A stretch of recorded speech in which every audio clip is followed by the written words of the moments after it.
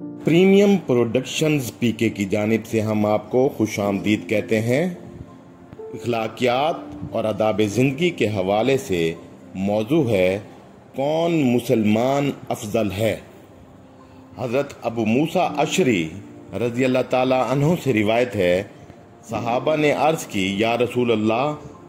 सल्लल्लाहु अलैहि वसल्लम, कौन सा इस्लाम अफजल है? तो इरशाद फरमाया कि उस शख्स का इस्लाम जिसकी ज़ुबान और हाथ से तमाम मुसलमान सलामत रहें। इस हदीस को मुस्लिम और निसाई ने किताबुल ईमान में और तिरमिज़ी ने किताबुल ज़ुहद में जिक्र किया है, और सही बुखारी शरीफ में भी इस हदीस की रिवायत मौजूद है। मुस्लिम शरीफ में इसी मजमून की दूसरी रिवायत दर्ज झेल है कि उसमें अय्युल इस्लाम अफजलुल की जगह अय्युल मुस्लिमूनुल अफजल का लफ्ज आया है। बहरहाल इस हदीस का मतलब यह है कि मुसलमानों में अफजल वो मुसलमान है जिसकी ज़ुबान और हाथ से तमाम मुसलमान सलामत रहें, ना वो किसी मुसलमान को अपनी ज़बान से कोई ईज़ा पहुँचाए, ना अपने हाथ से किसी मुसलमान को कोई तकलीफ दे। ईज़ा और तकलीफ तो ज़ुबान और हाथ के अलावा दूसरे अज़ा से भी पहुँचाई जा सकती है, और किसी भी उज़्व से किसी मुसलमान को कोई तकलीफ पहुँचाना हराम है। मगर इस हदीस में खसूसियत के साथ ज़ुबान और हाथ का जिक्र इसलिए है कि इंसान के ज़्यादातर अमाल व अफ़ाल ज़ुबान और हाथ ही से अंजाम पाते हैं। हदीस में इन दोनों अज़ा में से ज़बान का जिक्र पहले और हाथ का जिक्र बाद में इसलिए किया गया है कि ईज़ा पहुँचाने के मामले में ज़ुबान का नंबर हाथ से भी आगे है, क्योंकि अव्वलन तो ज़बान से तकलीफ पहुँचाना बहुत ही कसीरुल वकू और आसान है। कौन नहीं जानता कि इंसान अपनी गालियों, इफ्तरा परदाजियों, बदगइयों, गीबतों, चुगलियों से और ज़ुबान से जुल्म और नाइंसाफ़ी के अहकाम देकर एक मिनट में सैकड़ों ईज़ाएं और तकलीफ़ें पहुंचा देता है। फिर एक वजह यह भी है कि ज़ुबान की ईज़ाएं और तकलीफ़ें हाथ और दूसरे अज़ा की तकलीफ़ों से बदरजहा बढ़कर दुख देने वाली हुआ करती हैं।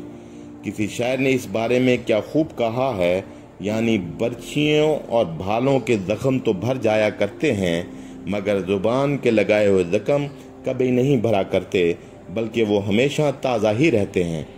फिर ज़ुबान की ईज़ा और तकलीफ़ ऐसी है कि दूर वाले और नज़दीक वाले सबको पहुंचाई जा सकती है, बरखिलाफ हाथ पाँव वगैरह अज़ा के कि इनसे सिर्फ उसी को तकलीफ़ पहुंचाई जा सकती है जो करीब हो। बहरकैफ इरशाद नबी सल्लल्लाहु अलैहि वसल्लम का मकसद ये है कि जो मुसलमान किसी तरह किसी मुसलमान को तकलीफ़ और ईज़ा ना पहुँचाए, उस मुसलमान का इस्लाम उन मुसलमानों से अफजल और आला है जो ईज़ा पहुँचाते और दुख देते रहते हैं। ये हदीस हिरामुल कलम में से है, यानी इसके मुख्तसर अल्फाज में मायनी व मज़ामीन और अहकाम व फरामीन का एक समंदर मौजें मार रहा है। इसे जामिउल कलाम भी कहते हैं। अगर मुसलमान सिर्फ इस एक हदीस पर सही मायनों में अमल कर लें तो फिर अकूकुल इबाद के तमाम जुज़इयात पर अमल की सआदत नसीब हो जाएगी। आजकल हर तरफ जुल्म, खयानत, चोरी, डाकाजनी, बदकारी, चोर बाजारी, सूदखोरी, बदअहदी, बददियानती, गीबत, चुगली, तोहमत, गालियाँ, कत्ल व खूनरेज़ी वगैरह हज़ारों खराबियाँ मुस्लिम माशरे में दाखिल होकर पूरी कौम मुस्लिम की इज़ा रसानी का बाइस बनी हुई हैं, जिससे मिलत इस्लामिया का निज़ाम अमल इस तरह तहस नहस होकर तबाह बर्बाद हो गया है कि कोई मुसलमान ऐसा नहीं है जो मुसलमानों ही से दुख और तकलीफ़ ना पा रहा हो, और कोई मुसलमान ऐसा नहीं है जो हकूकुल इबाद के मवाख़ज़ों में गिरफ्तार ना हो। अगर इस फरमान मुस्तफ़ा सल्लल्लाहु अलैहि वसल्लम को मुसलमान अपने लिए हिर्ज़े जान और अपने अमाल व अफ़ाल का रहनुमा निशान बना लें तो बाखुदा ये एक ही हदीस पूरी मिल्लत इस्लामिया के अमन व चैन की ज़ामिन है, क्योंकि जब हर मुसलमान अपनी ज़िंदगी का ये दस्तूर बना लेगा कि एक मुसलमान होने की हैसियत से मेरा ये फ़र्ज़ है कि मेरी किसी हरकत से किसी मुसलमान को कोई नुकसान और दुख दर्द ना पहुँचे, तो ज़ाहिर है कि मुस्लिम माशरा अमन व अमान और राहत व आफ़ियत का गहवारा बन जाएगा। ना थाना न पुलिस की ज़रूरत रहेगी, न कचहरियों में दादरसी और फरियाद रसी की कोई हाजत बाकी रहेगी। मगर किस कदर अफसोसनाक सानिया है कि मुसलमान अपनी कौमी बीमारियों का इलाज حکومت کے ایوانوں اور کفار و مشرکین کے قوانین سیاسی پارٹیوں کے دفتروں یا کمیونزم و سوشلزم کے دارالامراض میں ڈھونڈتے پھرتے ہیں، اور مدینے والے دارالشفا کے ان تیر بہدف نسخوں اور تریاکوں کو ایسے بھولے بیٹھے ہیں کہ کبھی بھول کر بھی ان کو یاد نہیں کرتے۔ حالانکہ خدا کی قسم رحمت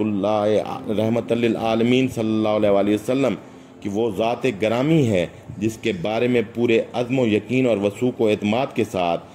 بانگ دہل یہ کہا جا سکتا ہے، وہ حاذق جس کا تنہا نسخہ تنزیل فرقانی دوائے جملہ علت ہے جسمانی و روحانی۔